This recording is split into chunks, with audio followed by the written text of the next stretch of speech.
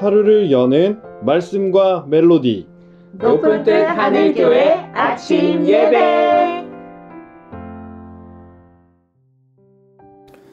안녕하세요. 11월 21일 금요일 아침입니다. 여러분들께 인사드립니다. 반갑습니다. 오늘 말씀은 여호수아 7장 1절에서 15절의 말씀입니다. 모두 함께 말씀을 듣겠습니다.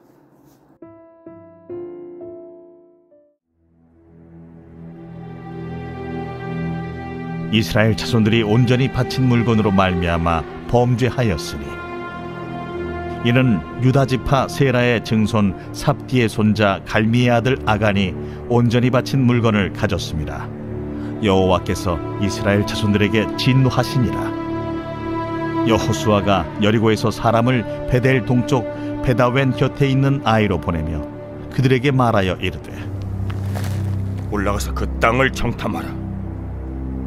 그 사람들이 올라가서 아이를 정탐하고 여호수아에게로 돌아와 그에게 이르되 백성을 다 올라가게 하지 말고 2-3천 명만 올라가서 아이를 치게 하소서. 그들은 소수이니 모든 백성을 그리로 보내어 수고롭게 하지 마소서. 하므로 백성 중 3,000명쯤 그리로 올라갔다가 아이 사람 앞에서 도망하니 아이 사람이 그들을 36명쯤 쳐 죽이고 성문 앞에서부터 스바림까지 쫓아가 내려가는 비탈에서 쳤으므로 백성의 마음이 녹아 물같이 된지라. 여호수아가 옷을 찢고 이스라엘 장로들과 함께 여호와의 궤 앞에서 땅에 엎드려 머리에 티끌을 뒤집어 쓰고 저물도록 있다가 이르되 슬프도소이다 주 여호와여, 어찌하여 이 백성을 인도하여 요단을 건너게 하시고 우리를 아모리 사람의 손에 넘겨 멸망시키려 하셨나이까?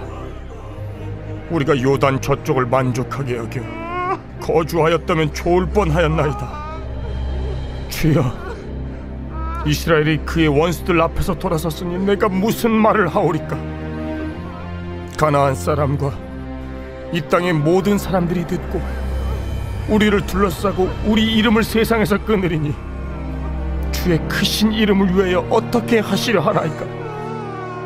여호와께서 여호수아에게 이르시되 일어나라.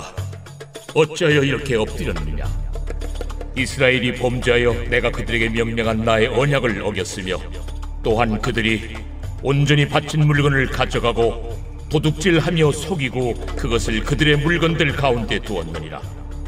그러므로 이스라엘 자손들이 그들의 원수 앞에 능히 맞서지 못하고 그 앞에서 돌아섰나니 이는 그들도 온전히 바친 것이 됨이라. 그 온전히 바친 물건을 너희 중에서 멸하지 아니하면 내가 다시는 너희와 함께 있지 아니하리라. 너는 일어나서 백성을 거룩하게 하여 이르기를 너희는 내 일을 위하여 스스로 거룩하게 하라. 이스라엘의 하나님 여호와의 말씀에 이스라엘아, 너희 가운데 온전히 바친 물건이 있나니 너희가 그 온전히 바친 물건을 너희 가운데서 제하기까지는 내 원수들 앞에 능히 맞서지 못하리라. 너희는 아침에 너희의 지파대로 가까이 나오라. 여호와께 뽑히는 그 지파는 그 족속대로 가까이 나올 것이요 여호와께 뽑히는 족속은 그 가족대로 가까이 나올 것이요 여호와께 뽑히는 그 가족은 그 남자들이 가까이 나올 것이며 온전히 바친 물건을 가진 자로 뽑힌 자를 불사르되 그와 그의 모든 소유를 그리하라. 이는 여호와의 언약을 어기고 이스라엘 가운데에서 망령된 일을 행하였음이라 하셨다 하라. 여호수아 6장까지의 내용은 큰 승리를 이야기하고 있습니다. 원래 어느 나라든 성이라는 것은 외적을 방어하는 역할을 합니다. 그래서 관문의 역할을 하는 성은 더 크고 견고하게 짓습니다. 어떤 성을 보면 주변에 물길인 해자를 둘러서 침입을 방어하는 곳도 많습니다. 작은 군사로도 큰 병력을 막아낼 수 있는 이점을 가지게 짓는 것이죠. 그런 측면에서 보자면 여리고 성은 아주 강력한 성에 해당합니다. 가나안 땅의 관문성이었기 때문에 외적을 방비하기 위해 더 크고 단단하게 지어졌던 것입니다. 이런 여리고성을 이스라엘 백성들은 전투 없이 이겼습니다. 자신들이 전쟁을 잘했기 때문이 아니라 하나님께서 싸우셨기 때문에 가능한 일이었습니다. 그들이 한 것은 성을 돌고 나팔을 불며 외치는 것뿐이었죠. 그러자 그 높아 보이던 여리고성은 붕괴되며 강력한 군대는 괴멸되고 말았습니다. 그렇게 그들은 자신들의 능력이 아닌 하나님의 능력으로 큰 승리를 맛보았습니다. 그런데 이런 좋은 일이 일어난 후에 사람은 늘 겸손해야 하는 것 같습니다. 그 다음은 아이성 전투가 벌어집니다.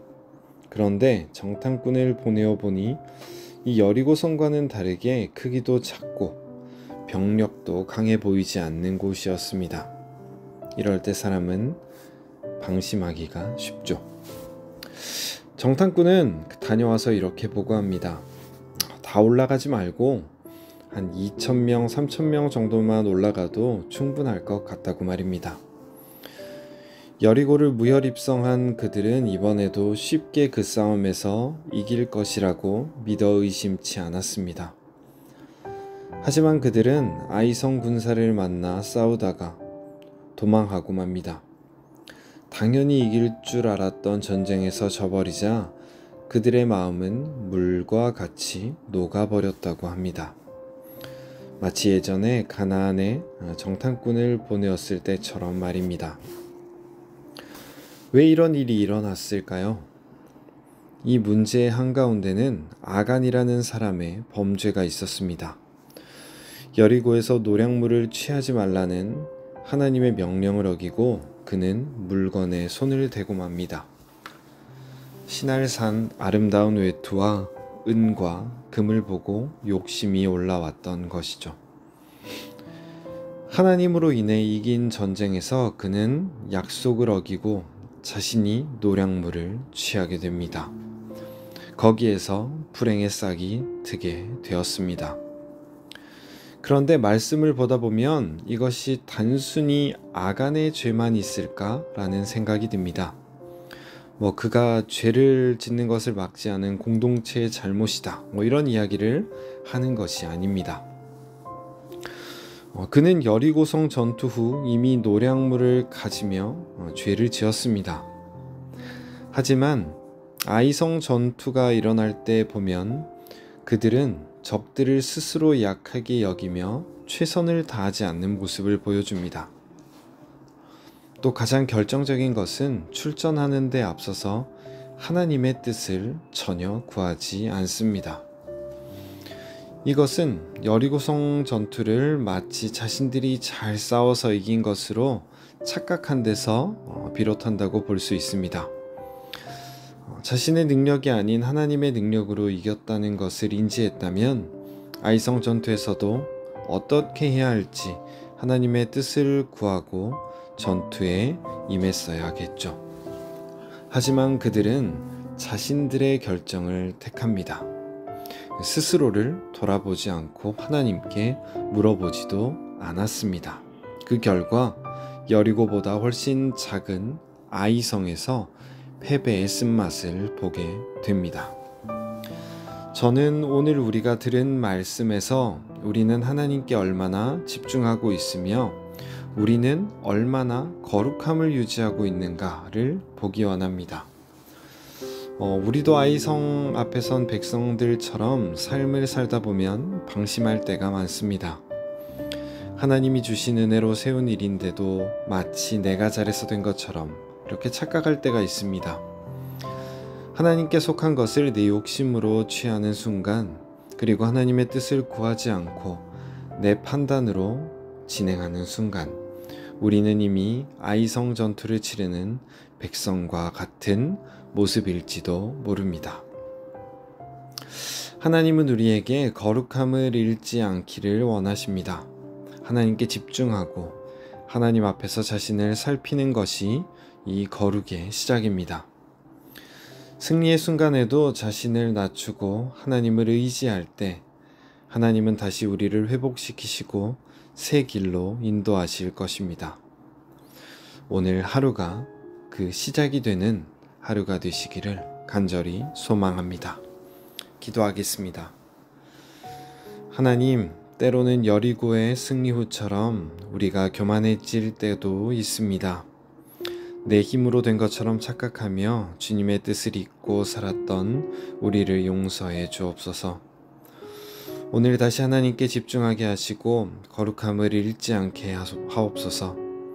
우리의 마음을 새롭게 하시고 어떤 상황 속에서도 하나님의 뜻을 먼저 구하는 믿음을 주옵소서.